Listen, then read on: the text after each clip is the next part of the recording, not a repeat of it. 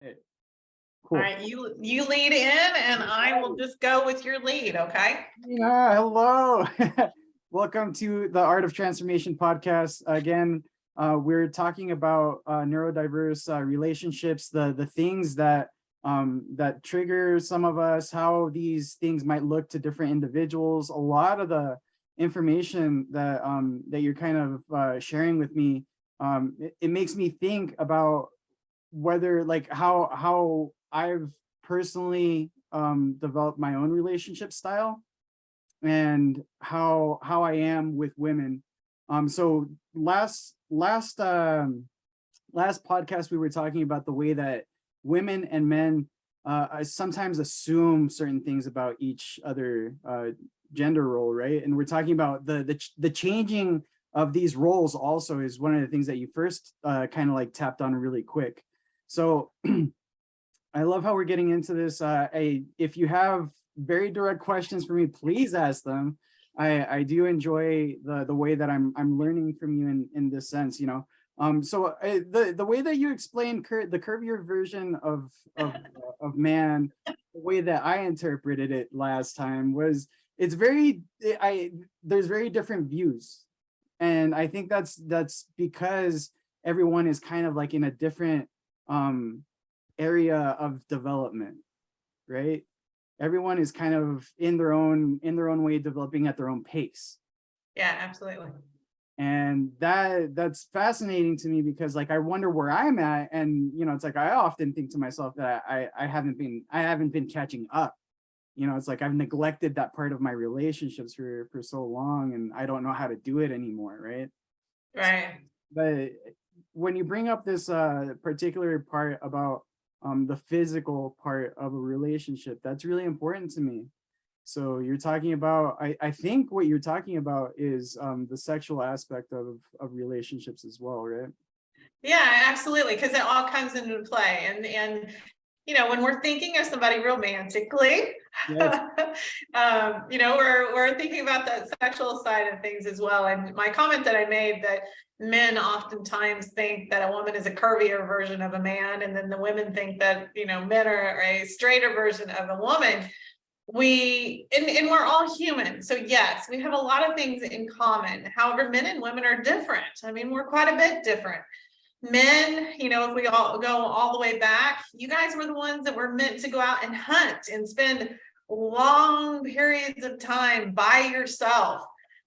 Whereas women, we were the gatherers. Yeah. And so we needed to communicate and we needed to work with each other. And I know sometimes when I'm talking to guys, they're like, oh my gosh, my wife, my girlfriend, she talks so much. I think there actually is statistical information that supports the fact that in the development of girls in comparison to boys, a girl's language in the brain, they speak 6 times more than what a boy will. Right. And just you're talking about just in thought, right? Like you're talking about like just language and thought. Yeah. And so when you have a young girl in development, so I had a boy and I had a girl. Yeah. My daughter definitely talked more, than my boy did. And I can remember going on walks with my son. When I go on walks with my son, he had a stick and he's like, what can we hit? What can we kill? What can we? Whoa. That's in that DNA. He was like jumping up on stuff and jumping off stuff. And, and then I would go for a walk with my daughter. And my daughter had a lot of energy as well. She was jumping on stuff and jumping off stuff. But then we would talk about the pretty flowers. Yeah. Whereas my son would see the flower and have a stick and be like, yeah.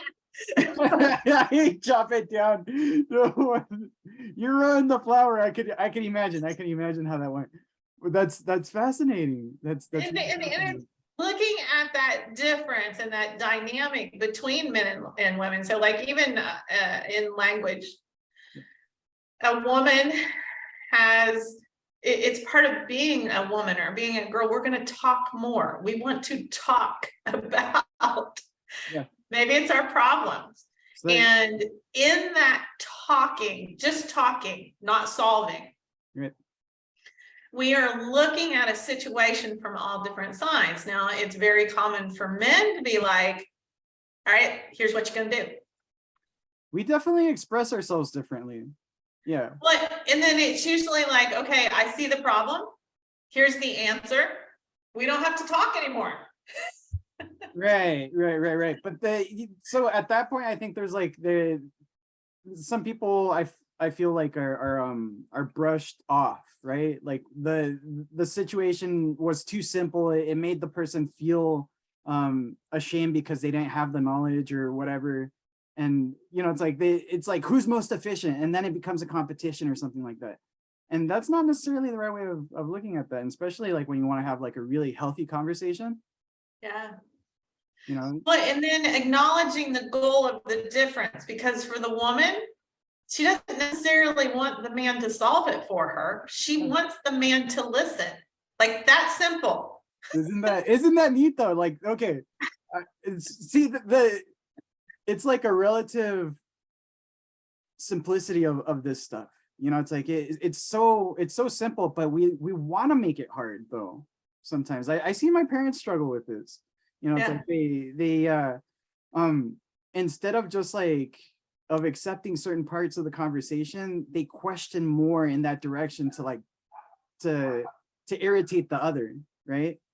And it's like they do it on purpose. And I think that's what you were talking about also in the last podcast, that so many women also, and I'm assuming here, but you're talking about the speed at which they think and they talk. Yes. And then how that becomes so repetitive in the man's mind kind of thing too. It's like but I think in the nature of it, and nobody's wrong and nobody's right. It's just how we are, was part of our survival. So for a man, it's usually, let me quickly gather the points so we can solve the problem and move on. Right. But the point for a woman is to talk about it and be heard. I see. Yeah. That's it. Where the man is going, why do we want to talk about it? Right. He wants to just get it done. Yes. Let's get it solved. We can move on. Yeah. Next thing. So it's important for both individuals. It's important for the woman to understand how the man thinks, and it's important for the man to understand how the woman thinks, and then you find that common ground. Yeah, the efficiency of emotion though is what I look at, like with when I'm assuming what a woman is thinking, right? It's like I'm assuming that because she can think faster, that she's smarter than me sometimes, right? And that kind of actually, it works against me. Because like I struggle with self-image, it's like with confidence and with really talking about that. So like if I have to talk about it, it's like that puts me in a dangerous situation. It's like, oh, I'm like, oh no, now I have to commit here. What do I have to do? It's like, those are the questions that go through my head. Well, and I think it's possible to honor both. So, we come together to stretch each other. So for a man, if a woman is talking, can that man go to a place to where he's just listening, not trying to solve, just listening? So he's going to say just enough. So we got to honor the fact that his mind does not work the same way, and there's not going to be as much language. But can he listen to her and then repeat enough that she feels heard? Now, he's not going to say everything that she said, but he's going to say enough to make her feel heard. And in that being heard, she's going to feel safe. She's going to be like, oh, one, he's paying attention to me. Two, he's interested and he cares. He's listening. So oftentimes for a woman, by having a man listen, like that's the goal, no more. Yeah. Just that you've listened means you care and she can feel safe. Now, we're oversimplifying a little bit, Ryan. But it's true. It's a good place to start. Give me 1 second. My dog is knocking on my door real quick. Give me 1 second.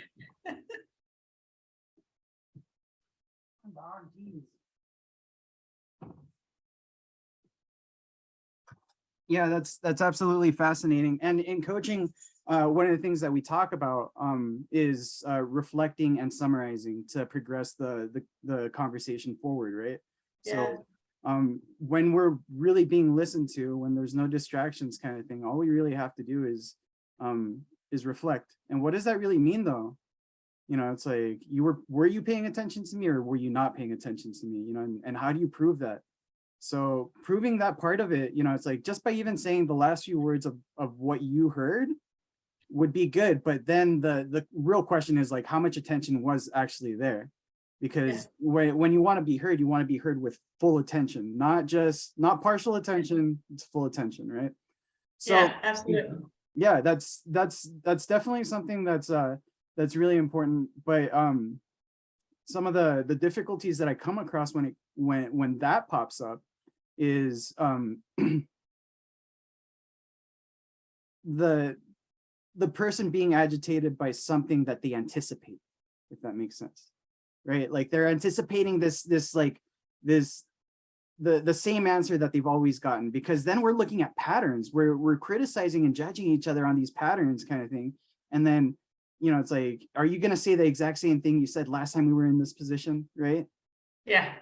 So this is the thing that you were talking about last time also, I believe, as far as like whether it's something is neglect or if it's something else, right? Yeah, so there's different levels of this. So oftentimes in a neurodiverse relationship, now this is not always the man, but the trend tends to be the man, all right? The couple I'm working with, both are neurodiverse, but the man is more neurodiverse. So you have an individual that doesn't have a clear identity of self.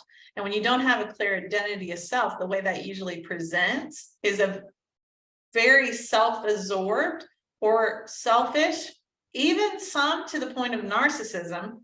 Right. Okay, but they're developmentally delayed in such a way they're stuck in that age of I want what I want when I want it. Right. So I've married this woman, and then you can get into the cultural things as well. But I married her so that she takes care of me. And her goal is or the man's goal is for the woman to take care of him. Right. Full stop. Yeah. So that's wow. That's really tough. Because when I think of it, you know, it's like I want what I want when I want it. That sounds sexual. But it's like I don't think that translates just to a sexual behavior pattern. You know, it's like I want what I want when I want it could be very meticulous things. You know, it's like I want my coffee cup when I want it. You know, it's like I want my breakfast when I want it. You know, it's like you're the person that's supposed to be giving me this stuff, because so on and so forth, right? Yeah, yeah. And the sad part about it is, Brian, because I know when I say that sounds harsh. No. And I don't mean it to sound harsh, but it gives me the opportunity to explain more. Because in the neurodiverse relationship, again, we're talking about trends, but I'm going to refer to the man. The man doesn't mean it that way. He does not know it's coming across that way. And then that's where there is the opportunity for him to grow, develop, and learn through using the sound device, and then also getting support so we can have these type of conversations so that we can get the man's identity of self in place, so he'll start to understand how his actions affect his wife or his girlfriend or loved one. That's so powerful too, because at that point we are looking at like deeper traumas, maybe even like childhood traumas. And that can be a cause of it. Now, I typically am working with individuals that are somewhere on the autism spectrum or have ADD or ADHD. Yeah. Yeah. And then that gets to be challenging as well, because they tend to be individuals that, because they don't have that clear identity of self, even when you suggest that they might have a learning difference, they'll be like, no. Whereas the wife is going, oh yeah. Yeah. This was so good that you were talking about this part too. And it has to do with the way that we're believed, right? You know, it's like I thought about this a little bit, and I was just like, if you're in a neurodiverse relationship and you're talking to someone about this, and the other person has this pattern, always negating, of always saying that the other person was lying or whatever. How are you supposed to prove that? It's like, how do you prove that to a third person? Well, and what ends up happening, because I was in a neurodiverse relationship. See, I was married for 30 years, and my husband was on the autism spectrum. He was high functioning, and so oftentimes a woman in my shoes, you realize, you understand. Now, when you're young, you don't, and I know the message I got, there was something wrong with me. And then as I got more mature, as I educated myself, as I started to have more self-confidence in myself, I started saying, now, wait a minute, there's something really wrong here. Yeah. And it took me years to be able to move into a place that I started to believe in myself enough to speak the truth. And then go, okay, now I want to help other women and men not go through what I went through. Yeah. But there's actually, so to not be believed, I was not believed. I was especially not believed by my husband, the man that was supposed to love me, which he did. Right. He did. He loved me. He didn't know, he didn't know. I didn't know. Counselors didn't know. Yeah, right. So there is, when you live that, again, the trend tends to be for the woman, day in, day out. It takes a toll. Just imagine somebody constantly telling you you're wrong. I don't believe you. And there's actually a name for it. It's called Cassandra Affective Deprivation Disorder. Now, the reason for that is Cassandra was the Greek goddess that Zeus cursed, that she could see the truth, but nobody would believe her. Yeah. And it caused her to go mad. Yeah. Leave it to the Greeks. That's so awesome, because there's so many tragic stories in this Greek mythology that convey a message, right? And that's such an accurate way of portraying something like that, or framing it, right? So that if you needed someone else to really, like, to try to even understand it, it's like you go, where to go with that. It's it can't, I can only assume how difficult a relationship like that is, because me personally, I went the other way. Like I refused to get myself involved and committed because I was so afraid.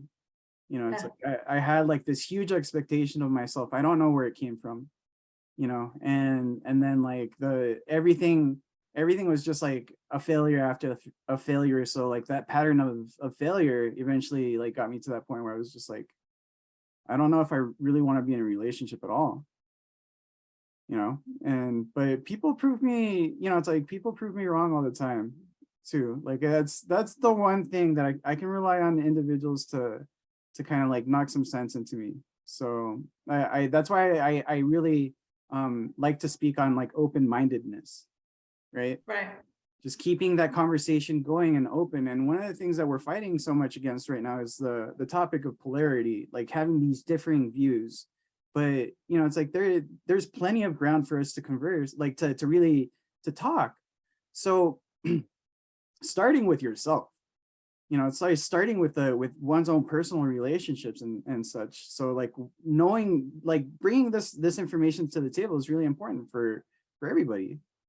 It's like I think it's applicable to everybody. Well, and it's new information. It's a new way of looking at things and really understanding what's going on. Everybody's a victim in the fact that the gentleman that is neurodiverse, they get seen as selfish and inconsiderate, and like I said, we get into this narcissistic type stuff. Right. And they're not really, because the thing that's different is they're not ill-intentioned. It really is coming from a place of a lack of understanding. And then we need to jump in and look at development. And then you tend to be very loving, caring women that they actually want to help. So nurses, teachers, social workers, those type of people, those type of women tend to be the ones that end up in these relationships with men. But it gets such an extreme that everybody ends up miserable. I mean, the divorce rate in neurodiverse couples is, I think it's almost up to 95%. You know, and I'm an example of that. I was married for 30 years and it just finally got to the point it wasn't something I could do anymore. I wanted more in life.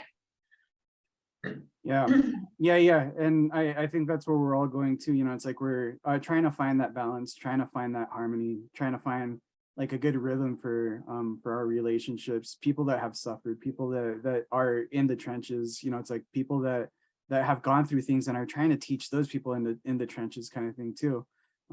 Just being able to listen to another individual with the advice, with like their own personal experience, you know, it's like the capacity to listen to another individual, you know, it's like, where does that come from? Do you feel that came from just going through the challenge of what you went through, or was that something that you knew you had to learn kind of thing even beforehand, or how do you think that comes about? Some people, it's in our nature. I would be a person it was in my nature. You know, when I was trying to decide what I wanted to be when I grew up, teacher was always on the list, you know, teacher, nurse. I definitely had that caregiving gene.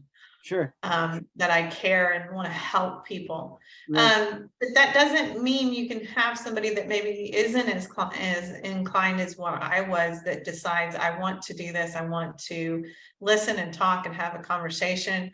The older generation, so like my parents, your parents, your grandparents, talking was respected.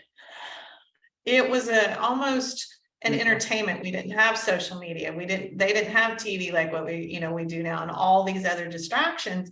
So to actually have a conversation with somebody was a way of passing time, and it was enjoyed. Yeah. To be able to do that. I can remember my grandparents listening to them as they would talk, and it was almost like an art, listening to them. Yes, absolutely. Like all the sounds in the kitchen, the way that they moved, or just being. Well, they would sit down. I can remember my own parents sitting down in the morning before my dad would go to work. My dad always worked in a factory. Yeah. Before they would go to work, he would go to work, and my mom and him would sit and they would have this amazing conversation with each other. And then he would come home in the evening, and then there would be another half an hour. Yeah. And they would just be at the kitchen table talking to each other. Wow. Yeah. That's so cool. Okay, now Brian, I want to bring something else up. I'm going to go to a lighter note. Okay. You got it.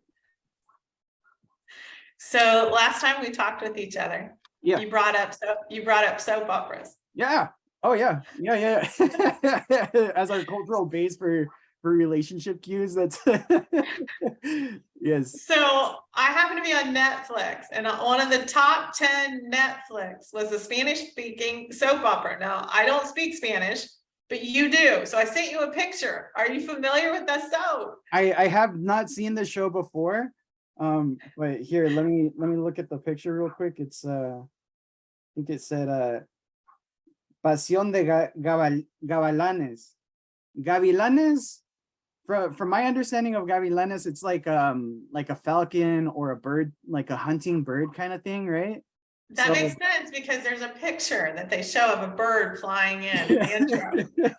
And so it's just so funny, because I always the cues that I get from from TV about machismo, right? Like what the man's supposed to do in certain situations and stuff like that, be very irrational, like very childish in a sense, actually. It's kind of funny. But Gavilanes, it's the Gavilan is basically the bird that takes all the female birds, basically, is how I have it understood. So like it's that macho bird, right? Like the rooster. Okay, so in the show that I'm watching, basically it's 3 brothers that have fallen in love with 3 sisters. Okay, yeah. However, there's this dynamic in the families that they're very competitive against each other. And then how you're absolutely right. These these big, strong, very stereotypical men are taking these women. The conquista, right? Like the conquista, that's what we call it. It's the conquering, right? So the ritual that we're talking about, also very familiar with that. And yeah, it's common in Mexico for like a set of brothers to marry a set of sisters. Like, oh, really? I didn't know yeah, that. it is, and it's what happened with our family actually. So it's definitely like it. Usually, it's a lot about territory. When it comes Yes, to that, they're like with. whether it's like they're patching out their territory, a lot of agricultural parts of it, and people with a lot of money usually. So All right, that's this show to good the job. T. I knew it. Yeah, no, it's always cool to talk about that stuff because we do take a lot of the cues from it. I was when I grew up, I had very few shows that were really prominent. Right, there was one with La Victoria Castro, and Victoria Castro was like this beautiful goddess with like blue eyes, right? She had this just curly, beautiful hair, and she was always next to a rose or something like that, right? Okay. So like those images they're very common. They're very common, but um yeah, it's really it's neat to see how some of this stuff kind of like persists through the generations. It's like what it means to really be a man, like in telenovelas, right? It's like this man was split. His personality was split because he had, the name of the show was Dos Mujeres Un Camino, which means two women, one path, right? Or one road. And Okay. the guy had to choose between like these like very competitive women that were fighting over his love, right? And he was a trucker. He was so it's like he was just a normal man. And it talks to everybody. Like those hero, like the heroes of the story are generally heroes that are applicable to everybody. Well, and I think we all love, whether we want to admit it or not, romance. Yeah. Because I remember being a kid, we watched soap operas. My mom watched soap operas, and I can remember my dad being like, "Oh, that stuff's just dumb." And and then he'd have to be off work one time when it was on, and you catch him. He sat down in the back of the living room when he was hoping nobody was watching. He'd end up watching it as well. I lived in Hong Kong. I was there for almost 7 years. And all the different cultures, because I was with teachers from all over the world, and we all had our soap operas.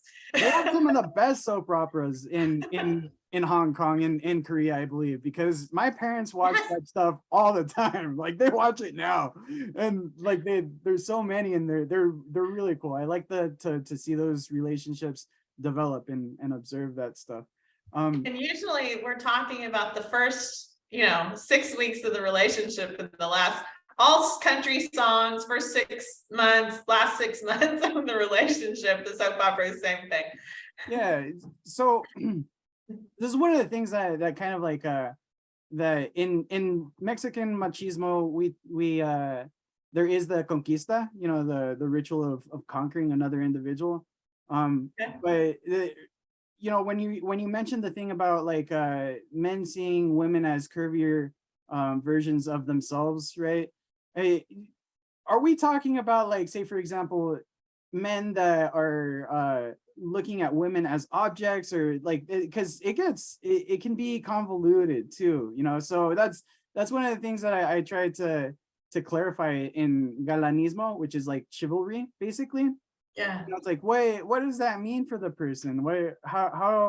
How do we interpret these things? Because as you know, in many relationships, it's just the way that we perceive things, the way that we take things for ourselves, and that we interpret for ourselves. Yeah, absolutely. And then again, and we keep saying this, but we keep saying, because it's so important to have those conversations. Yeah. So for me, I was giving like the example of conversation, how a man cannot understand how a woman can talk so much. And then the woman is like, why won't you just listen? Why do you always need to solve? That's a difference between the two. I think in like we've hinted in the physical aspect of the relationship, there's usually a different dynamic between a man and a woman, in the fact that, like you said, TV represents that man's going to conquer that woman. Right. And yes, there is part of that, if that's what two people want. But then there's also the time in getting a man to understand how he'll hold space for that woman. Because sometimes in the physical aspect of a relationship, we get lost in our own passion, our own feelings, and then we forget that it's the interaction with the partner that's causing all of that to happen. Chris Bales, he's on Instagram. I love to follow what he's putting out there right now about the physical aspect of the relationship. And he talks about there's an epidemic of bad sex. Yeah. Because men are being shown on TV through pornography, through, inappropriate negative connotations related to sex, and they think that's what it really is. However, it's so important for a man to hold space for the woman and the woman to be seen. Right. And felt as though that she's being seen. And then the woman will come along and it creates a better experience for both. So at this point, are you talking about intimacy, like the way that, like the levels of the God, there's just like the levels of sensitivity, I think, that we have in conversation. Yeah. Is that what I'm hearing you talk about?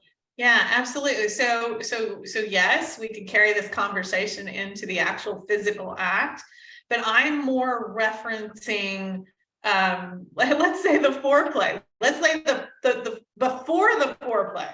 Right.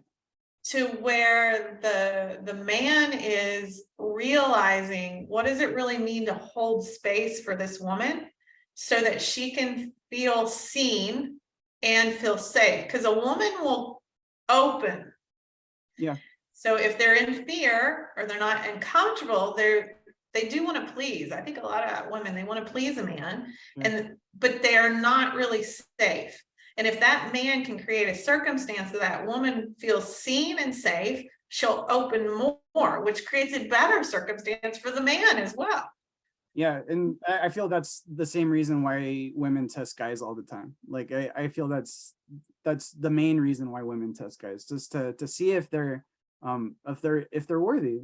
It's like if they're worthy of being of controlling their emotions. I think that's one of the bigger tests that guys get to, or that they're thinking with their head on, right? It's like that's the thing. It's like we can be so distracted, by our competition. I call it competition, but it's really just ourselves. But it's like the way that we relate to our ambient, because for a guy, I feel that everything is competition at that point. Like if I'm not focused in and she's not focusing back, kind of thing, everything else is a competition. I have to get her focused, right? So, I'm like dancing around like a bird or something like that. And they see that's where you want to drop down into your body and become calm, because a calm man is safe. Right. And for women, that's where you do see this dynamic between men and women that, and our listeners may be like, Tina, you're totally wrong. But I really do think if a woman has the opportunity to be with a man that she feels safe with, and yes, she's going to push him. Yeah. But she's pushing him to see, how strong are you? Can you settle down into your body, be grounded, and allow, because the woman's the one that should be flittering around the man a little bit more, so that she can become grounded. As she becomes safe and grounded, she'll open. This is great. Tina, I think this is a great stopping point. We can pause right here and we'll continue this conversation next week. Thank you again for participating in today's podcast. And I love the openness that you have with me, and so much of the wisdom that you're sharing with me, especially about the neurodiverse topics. Some of the stuff that we talked about last week, real quick, the physical aspect, the suffering or the non-existence that occurs. I feel that you said that a little bit. The things that what they want when they want it, aspect of it and tying this in sexually and how that looks is what we talked about today a little bit. Also the difference between ill intention and neurodiverse too. You know, it's like there's huge differences there, and delayed development. Some of the things that I was identifying with today. I don't know. I don't know. Like I don't know what other people feel sometimes, but keeping that conversation open is really critical. It clarifies a lot of that stuff. So Yeah. thank you for participating, for really letting me reflect here and dive deep and just express myself here too. So like I feel like you're listening to me. You're really listening to me. So Yeah. and I'm working really hard on listening to you too. So that's thank you. Simple learning device. Also, we're going to be posting that a little bit more this week. Okay, awesome. And do you have any questions for me, or do you want to promote your device right now?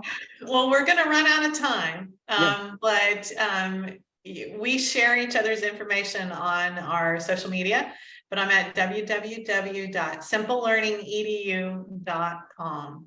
Awesome, Tina. Thank you See you again. next Have a week. beautiful, beautiful day. Okay. Thank you. All right, bye-bye. Bye.